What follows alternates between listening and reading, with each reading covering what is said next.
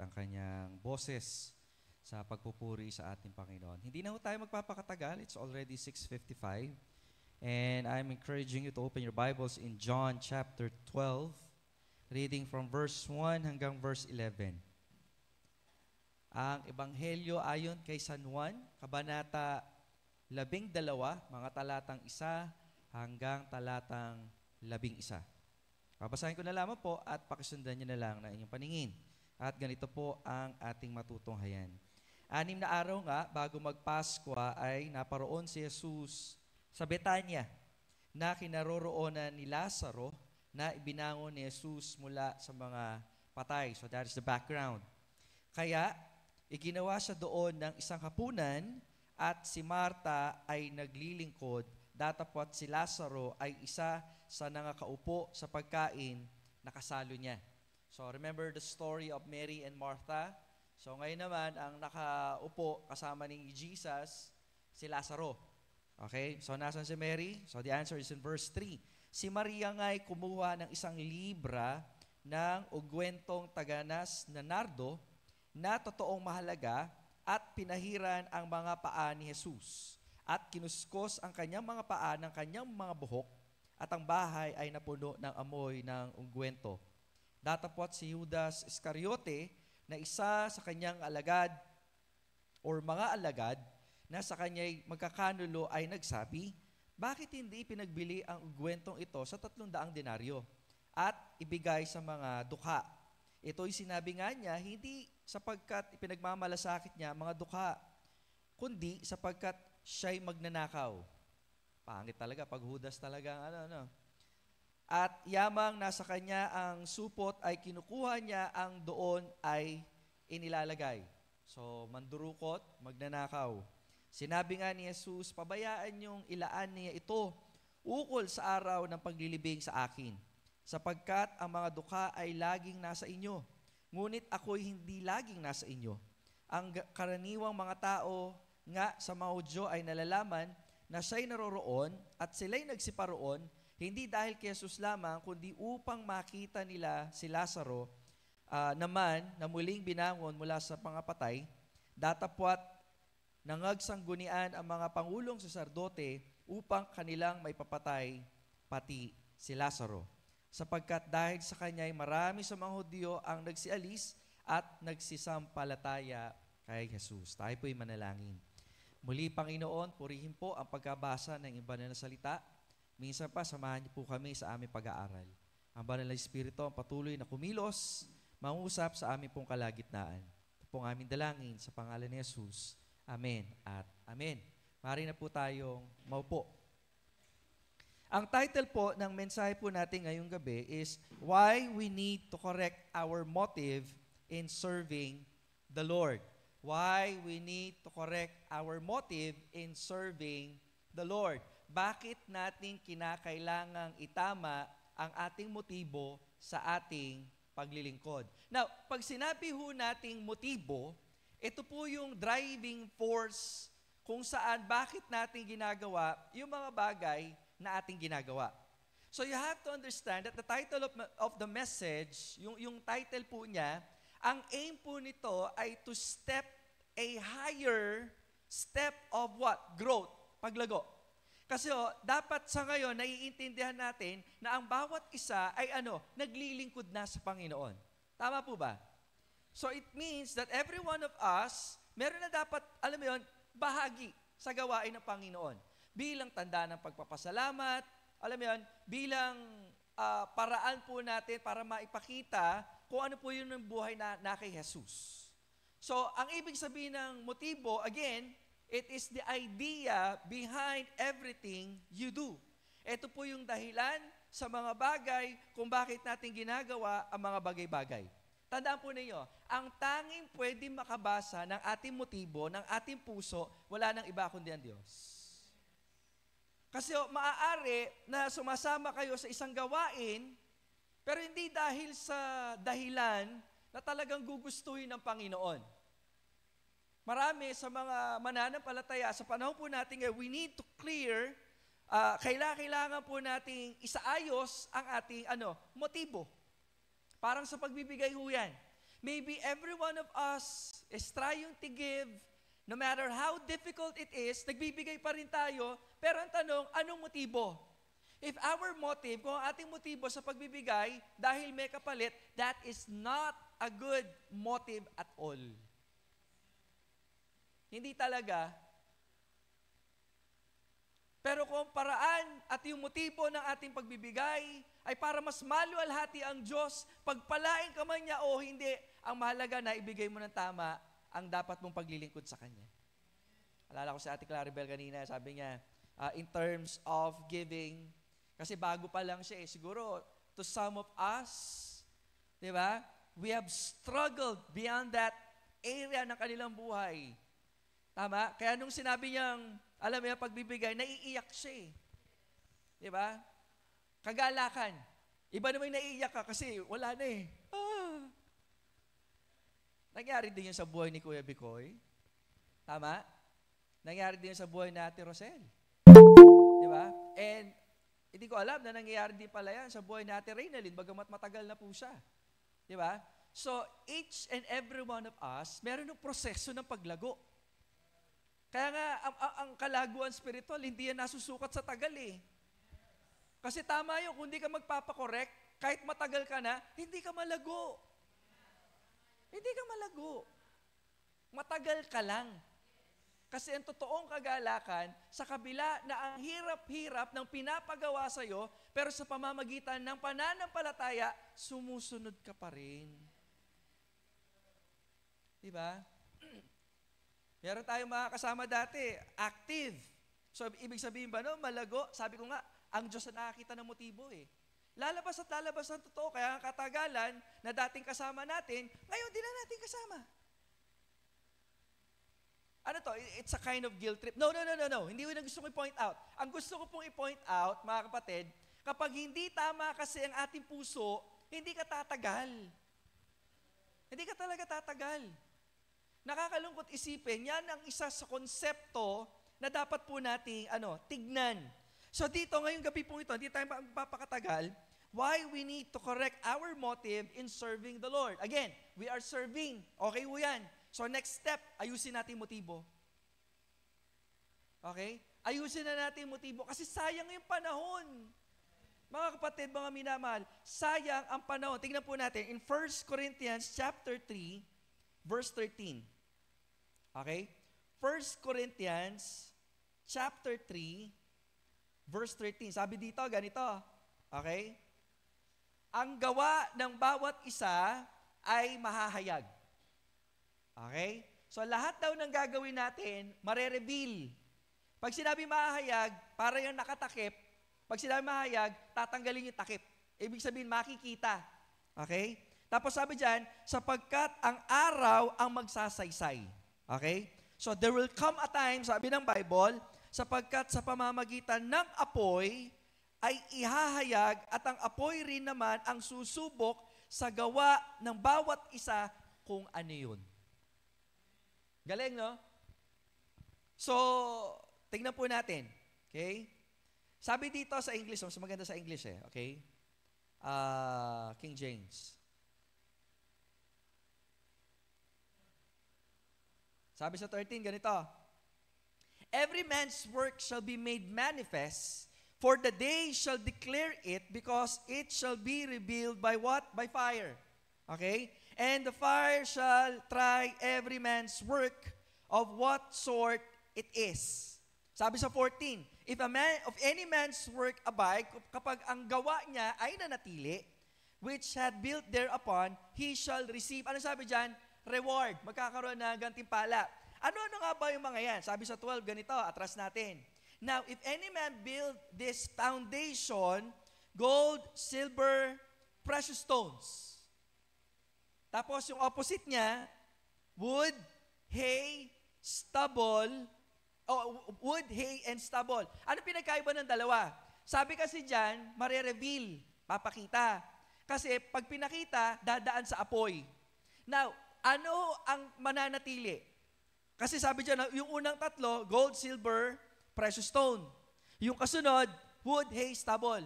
Pag yung first three ang idinaan mo sa apoy, ano mangyayari? Mas lalo magiging puro. Okay? Ang ginto, hindi mo siya makukuha na ginto kaagad. Dadaan muna siya sa apoy. Malilinang. Sa ngayon kasi hindi pa nakikita yan pero pag dumaan yan sa apoy, matutunaw, maiipon, magiging dalisa yung ginto. Ganon din po yung silver, ganon din po yung precious stones. Pero yung isa, yung wood, hay, and stubble, ano mangyayari? Magiging abo. And eventually, pag yan ay abo, mawawala. So ngayon, ang sabi ng Bible, ang ginagawa natin sa Lord, parang ito yung tatlo. Hindi ibig sabihin nitong wood, hay, stubble, parang maling gawain. Hindi. Mabuting gawa din siya. Kaso nga lang, ginagawa natin ang gawain ng Panginoon na mayroong maling motibo. And someday, it will be revealed at ano mangyayari? Sayang. Sayang. Kaya nga, ang mensahe po natin ngayong gabing ito, why we need to correct our motive in serving the Lord. Hindi tayo papakatagal. Number 1, okay? Number 1, to show and to know the difference between selfish and selfless service. Ulitin ko.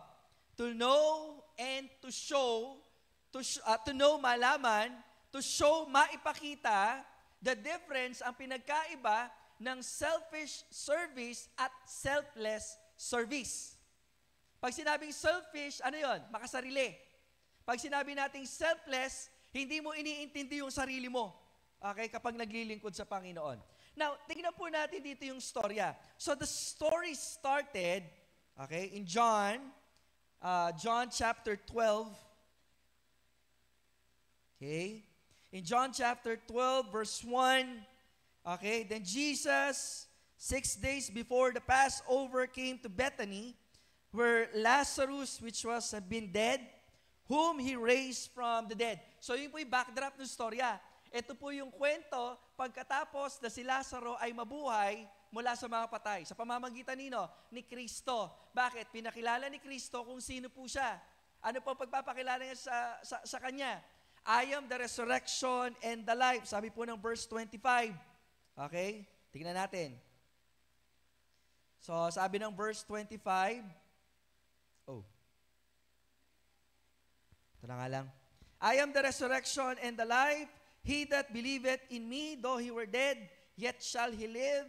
And whosoever liveth and believeth in me shall never die. Believest thou this? Yun yung tanong ng Panginoon. Okay? It challenges everyone who listen. Hinahamon niya ang lahat ng nakikinig na kinakailangan sumampalataya sa Kanya sapagkat sa pamamagitan niya ay magkakaroon ng buhay na walang hanggan at lubos sa buhay. Magkaiba ho yun. Pwedeng papunta ka ng langit, pero Kristiyano ka, pero miserable ang buhay mo dito. Bakit? Hindi ka nagtitiwala kay Lord.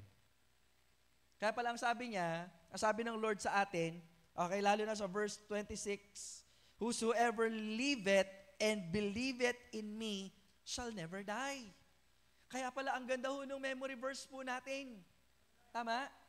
So ibig sabihin, let us deny ourselves, take up our cross daily, and follow Him. Follow Jesus. So kapag sinusunod na natin ang Panginoon, di ba, hindi na natin iniisip kung ano yung meron tayo, ano yung pangarap natin, ano yung makukuha natin. Hindi ibig sabihin na wala tayong pakialam sa buhay, kundi mas naintindihan natin ang ibig sabihin ng buhay. At ang buhay na yan na kanino? Na kay Kristo lamang. Maraming tao ngayon nagpapakamatay sa pag-aaral, sa pagtatrabaho, para maging maginhawa ang buhay.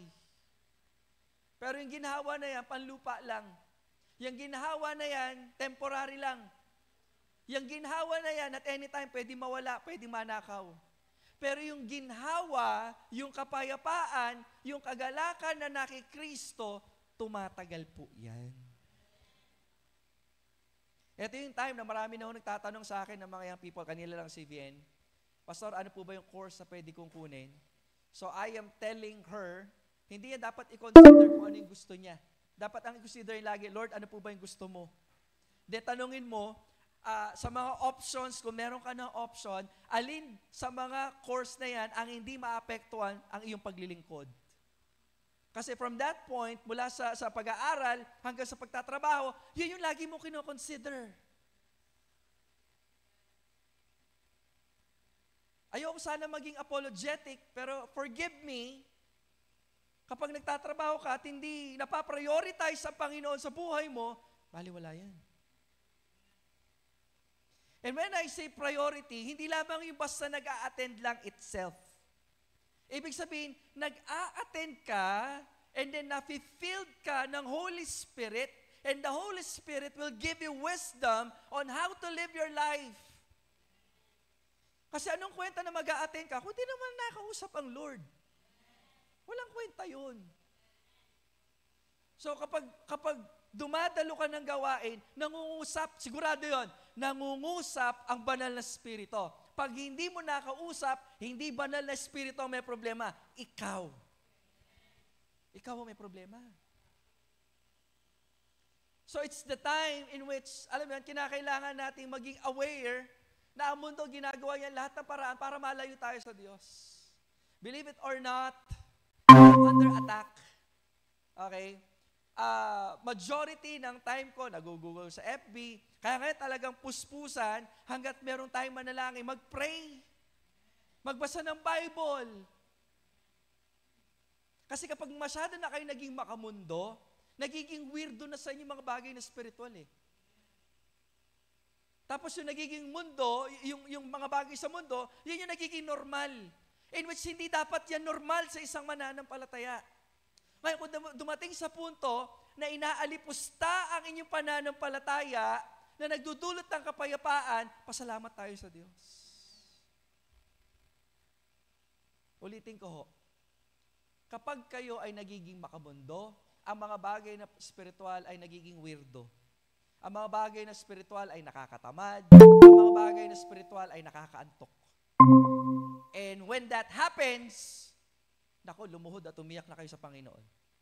Kasi kapag tinuloy-tuloy niyo na yan, wala. Papunta ka nga ng langit, pero walang kabuhay-buhay ang buhay mo dito sa lupa. Mas maganda na yung kahit may problema ka, iniiyak mo sa Panginoon, pagkatapos na masaya ka na naman.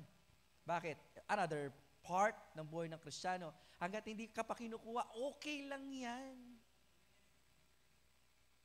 Anong gagawin natin? Magiging kagaya tayo ng mundo? Kung ano yung pinapangarap nila, pangarap din natin. Kung ano yung nagiging target nila, target din natin. Kaya mali yung konsepto yung mga kapatid eh, na yung success nila, tinuturing din natin success. Iba ang success sa isang mananampalataya. And every day, okay, or every time I talk about success, I always remember Joseph. Kapag prosperity ang pag-uusapan. Kasi sa kanya, ang sabi ng Bible, di ba, nagiging prosperous ang buhay niya, hindi pag may pera siya, hindi pag na-promote siya, hindi pag marami siyang kasama, nagiging prosperous ang buhay niya pag nasa kanya ang Lord. And the Lord was with Joseph, and he is a prosperous man. Twice na nabanggit po yon. At sa pagkakabanggit ng statement na yon, yun po yung pinakamababa niya. Yung binenta siya ng kanyang mga kapatid. Anong sabi ng Panginoon? Anong sabi ng Bible? Anong description sa kanya? And the Lord was with Joseph. Ibig sabihin, kahit na nandoon siya sa pinakamababa, hindi siya iniwan ng Diyos. Meron pang pangalawa, yung nasa kulungan siya, mas mababa doon sa pagkakaalipin. Yun na pagbintangan siya sa isang bagay na hindi niya ginawa. Nagreklamo ba siya sa Diyos? Hindi. Anong ginawa niya? Lumapit siya sa Diyos. Yun ang sabi ng Bible, tama? Draw nigh to God, and He will draw nigh to you. And if God is with you, kapag nasa iyong Panginoon, you are a prosperous man.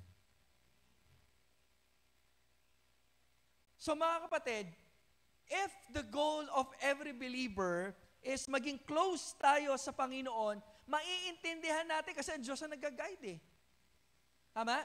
So from being selfish, nagiging selfless ka na dapat. Yun yung goal ng paglilingkod natin kanino? Sa Panginoon. Tingnan po natin. Tatlong tao. Okay? So in John chapter 12, si Mary, the people, okay, and si Judas. Okay? So titingnan natin yung mga motive nila kasi kasama nila ang Lord eh. Okay? Gusto nilang makita yung mga tao Si Judas naman, kasama niya ang Lord. Di ba? Si Mary naman, bumisita sa kanya ang Lord. So they have a different opportunity for them to display and to show sino nga ba talaga si Kristo. Ano nga ba yung motive kung bakit nila gusto makasama, gusto makita ang ating Panginoon. So we will begin, okay, tingnan po muna natin itong buhay ni Judas. Okay? So remember, when after ng senaryo po about kay Lazarus, in-invite ng magkakapatid si Jesus kasi sila close. Best friend. Di ba? Kung meron man kayong gustong gawing best friend, pwede ba si Lord na lang? Kasi hindi kayo mabibigo. Di ba? Hindi kayo mapapariwara. Kasi si Kristo ang buhay, katotohanan at ang daan. Daan, katotohanan at ang buhay. Okay? Kung gusto niyo talaga ng biblical, in John chapter 14, verse number 6. So ngayon, habang nagsaserve, okay, itong si Martha, nakikinig naman itong si Lazarus, si Mary naman may ginagawa siya. Later on, papakita natin kung ano to. So ang ginawa niya, nag-serve po siya ng isang mamahaling pabango. According sa verse 3, okay? Mary took a pound of ointment, very costly, napakamahal, and anointed the feet of Jesus and wiped his feet with her hair, and the house was filled with odor of the ointment. Siyempre, mabango. Pabango eh. So ngayon, ang sabi ni Judas, ganito, sa verse 4. Okay? Tingnan natin. John chapter 12, verse 4. Okay?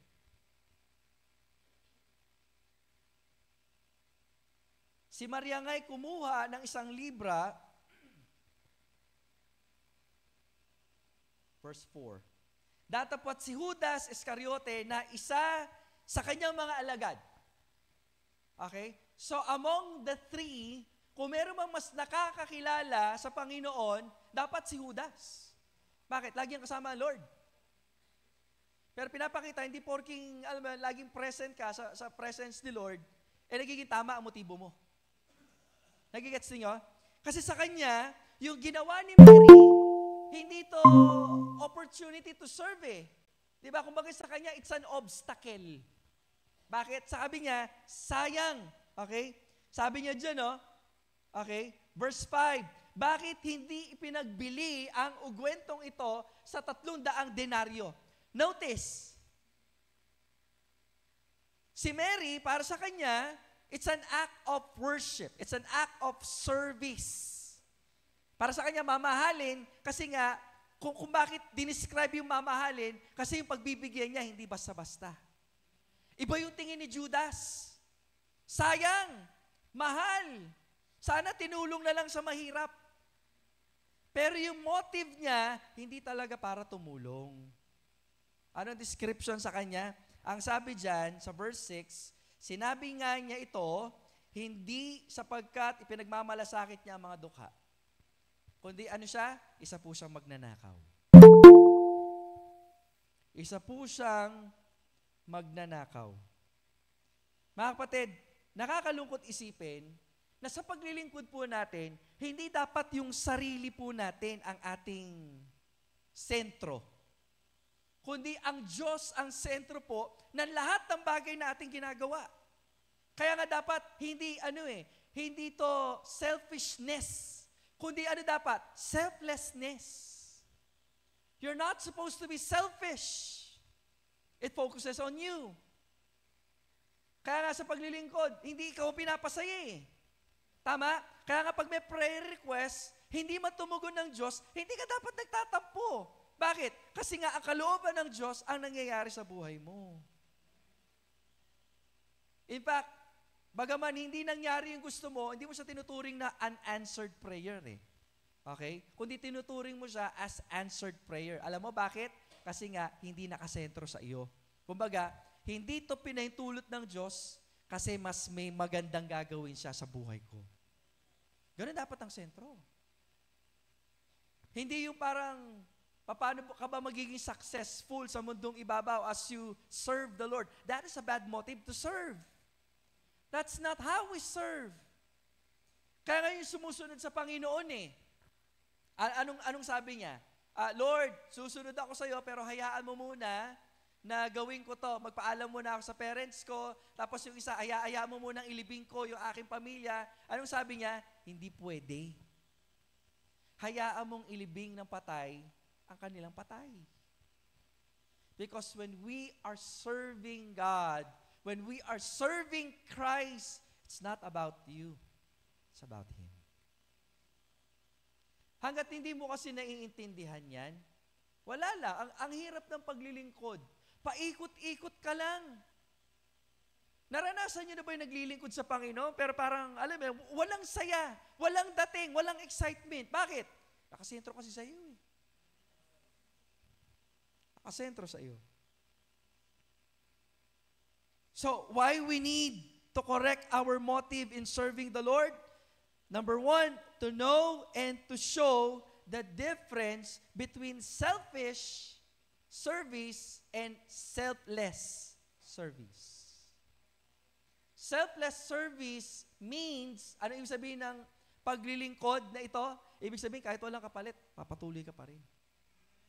Kasi hindi naman ikaw yung sentro, ang Diyos lagi ang sentro. Pangalawa, why we need to correct our motive in serving the Lord? To offer everything as an act of meaningful worship. Ulitin ko, to offer everything as an act of meaningful worship. Kanina si Judas ang tinignan natin. Ngayon ang titignan natin, sino? Si Mary. Okay? Kasi the way Jesus explained yung ginawa niya, wala kasi iba nakakaintindi. Ganun yung paglilingkod. Diba? Hindi mo na kailangang magpaliwanag. Kasi alam mo sa puso mo na kapag ginawa mo ang totoong paglilingkod, ang Diyos na nakakaalam. Maintindihan man yan ng ibang tao o hindi, basta mahalaga na ibigay mo sa Panginoon. Remember yung babaeng balo, yung nagbigay ng 2 kusing? Kung titignan natin in terms of value, barya lang yun eh. Pero nakita natin si Jesus, tuwan-tuwa siya. Tinawag yung mga alagad, halika dito, bilis, tignan nyo to. Kumpara sa lahat ng nagbigay na mayaman, pinakahigit na nagbigay ang babaeng ito. Bakit? Ang Diyos nakakaalam. Naalala mo si Hannah nung nagpe-pray siya kay Lord? Karoon siya ng anak. Sabi ng Bible, nakapikit, gumaganon yung bibig. Ano sabi ni Eli? Kamamarano naman, malasingay ni. Siguro may lahing Pinoy to. Kaaga-aga umiinom. Anong sabi niya? Anong sabi ni Hannah?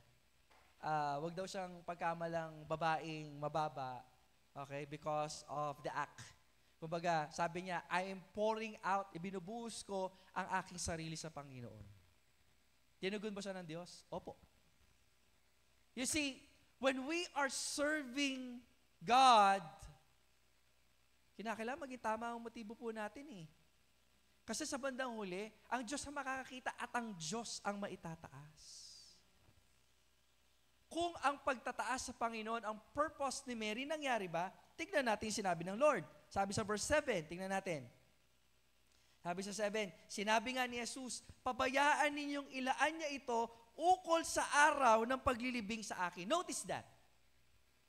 So what is the purpose yung pagbibigay? Nabasa na ng Panginoon eh. In short, kilala ni Mary kung sino si Jesus. Siya po'y tagapagligtas and someday, para mailigtas niya ang sanlibutan, kinakailangan niyang mamatay. Pero dahil sa sobrang pagmamahal niya sa Panginoon, the very act na kanyang ginawa, which is very meaningful, natuwa ang Panginoon. Yan ang sabi dyan, sapagkat, siguro it refers to kay Judas. Sabi niya kasi sayang eh. Okay? Sabi niya, balik tayo, sa verse 5,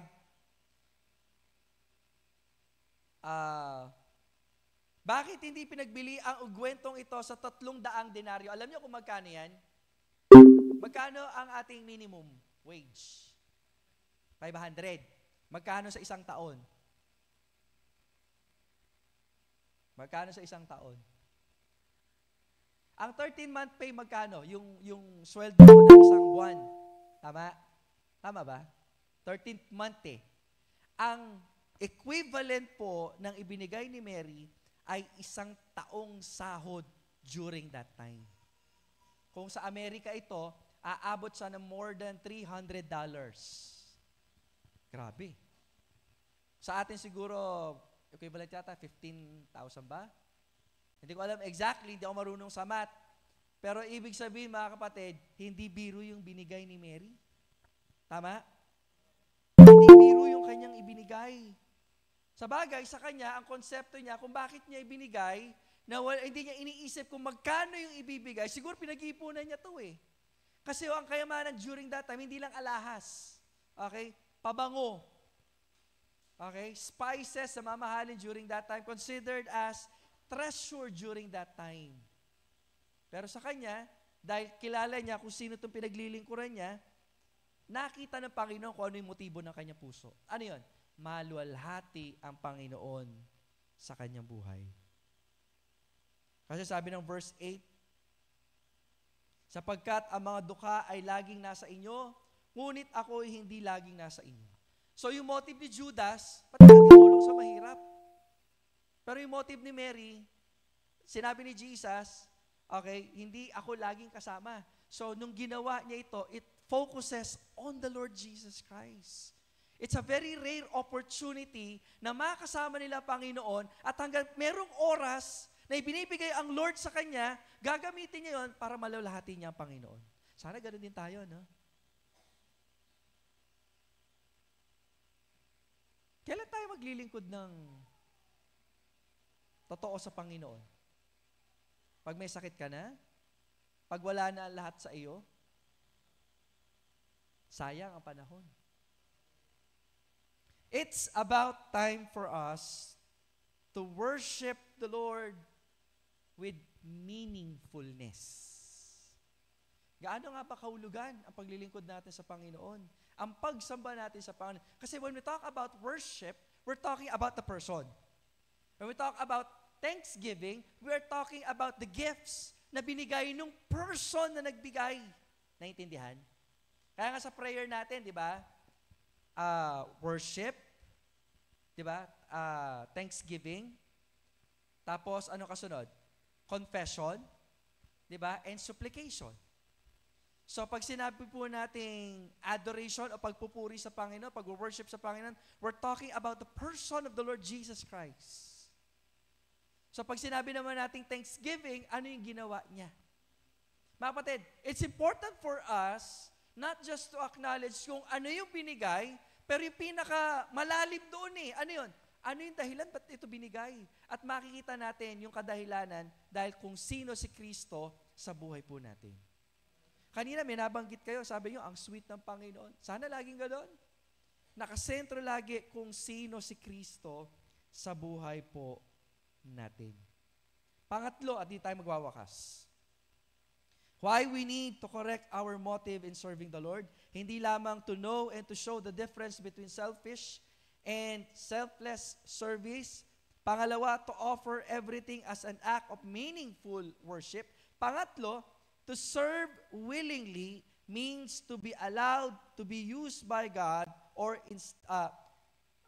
to serve willingly means to be allowed to be used by God instead of using God. Tagalogin natin. Pag sinabi natin paglilingkod, ito po ay yung kalayaan natin, na hayaan natin ang ating sarili na gamitin ng Diyos kesa gamitin natin ang Diyos. Magkaiba ho yun. Kaya ka siguro naglilingkod kasi may kailangan ka. Ginagamit mo lang ang Diyos para sa iyong personal na motibo. So kapag sinabi natin paglilingkod, tanong natin, Lord, ano po ba yung gusto niyong gawin ko? It's about time for us to surrender yung mga bagay na hindi tama sa ating puso. So kanina, tinignan natin si Judas, tama? Pangalawa, si Mary. Now, tignan naman natin mga tao. Ang sabi ng verse 9, ganito. Much of the people of the Jews therefore knew that he was there. Sino yun? Si Jesus. Okay? So, nandoon, pumunta sila. Una, hindi dahil nandoon si Jesus eh. Okay? Kundi ang sabi ng Bible, And they came not for Jesus' sake only. Pinaganda pa eh. Kumbaga, hindi lang dahil kay Jesus. Pero ang actuality nito, hindi naman sila dahil kay Jesus nagpunta. Ano to? Nakikichismis. But they might see Lazarus also, whom he had raised from the dead. Kita yung motive, ano? Motive ni Judas. Di maganda. Yung motive ng mga taong ito, hindi maayos. Pero yung motive ni Mary, napakapuro. Bakit? Kinummend the Lord eh. Tama? So, ibig sabihin, kapag tayo po nagsaserve sa Panginoon, hinahayaan dapat natin ang ating sarili, magpagamit tayo sa Diyos. Pwede mong sabihin sa katabi mo, magpagamit ka sa Diyos. Ganda rin sinabi ni Angel kanina. Na mga pagkakataon, minsan, na kapag iniisip mo lang yung sarili mo, sa case niya, yung kanyang pag-aaral, so kapag hindi umaayon sa gusto niya, bad trip. Hindi siya nagpapagamit sa Diyos, nagpapagamit siya sa kaaway. Tama? Kasi wala yung bunga ng Espiritu. Ouch! Tinatamaan ba kayo doon? Pag lagi kang magagalitin, kagaya ko, ouch! Bakit? Akala nyo perfecto ako. Kahit ako din, kinakailangan kong magpabago din sa Panginoon. Because there's a lot of areas also in my life na bagaman hindi nyo man nakikita, ang Diyos po nakakakita. Sinabi ko po ito, hindi para siraan nyo ako, kundi para malaman ninyo ang isang katotohanan na lahat po tayo, including me, wala tayong ibang aasahan kundi ang Panginoon lang. Pag magagalitin ka, wala yung banal na spirito. Wala yung bunga ng spirito na tinatawag. The fruit of the Spirit is love, joy, peace. Diba? Love, joy, peace. Sabi niya, angel joy, pero hindi daw makita. Imagine mo yun. Hindi ko maisip yun eh. Pero yun ang kagandahan ng isang totoong tunay na naglilingkod. Naglilingkod ka, alam mo yun, yung katotohanan lang ang gusto ipakita. Hindi lang porke may nakikita ka ni pastor o nakita ng ibang members, pero sino ka pag wala na itong mga taong ito? So sabi ni Angel, nag-iiba daw eh. Angel na, joy pa. Diba? So kapag malayo siya kay Lord, demonic anger siguro. Hindi na angel joy, demonic anger. Ang pangit nun. Diba? Nagigets po ibig sabihin, amen? So bilang isang mananampalataya, hayaan natin na magpagamit tayo sa Diyos. So tanongin yung sarili niyo, saan kayo ginagamit ng Diyos? Saan? Ngayon, kapag napapansin nyo, parang hindi yata nagagamit, hindi kayo nagagamit para sa Diyos, meron tayong kinakailangan baguhin. May assignment kayo. Meron kayong meeting kay Lord ngayong oras na ito, na bago kayo lumabas ng pintuan na yan, kinakailangan fixated na yung utak niyo na gagawin nyo na. Kasi paglabas nyo dyan, ang goal nyo, hindi para magplano. Ang gagawin nyo, to execute na. Bakit? Kinakausap na kayo ng Lord eh. Huwag yun ang pagpabukas. Sabi ng James 1:22, but be ye doers of the word and not hearers only. Kasi sabi doon, you are just deceiving yourself. If you hear the word and you don't have the intention, wala kang intention na gawin, di ba mga bagay na narinig mo? Di ba? So then again, ano yung goal natin? We need to correct our motive in serving the Lord. Alam ko, it's very basic lang. Ganun naman talaga ang buhay Kristiyano eh.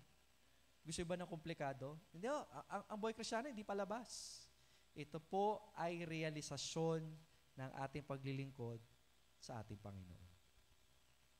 Nawa, kakitaan tayo na may katapatan hanggang sa pagbabalik ng ating Panginoon. Ang dami mong dapat baguhin sa atin. Amen? Amen po ba? So baguhin po natin. Or rather, humingi tayo ng tulong sa Panginoon para mabago ang mga bagay na ito. Tayo po yung lahat ay tumayo. Tayo po yung manalangin. Muli, Ama, kami po yung nagpapasalamat ngayong gabing ito. Salamat, Panginoon Diyos, sa mensahe na amin pong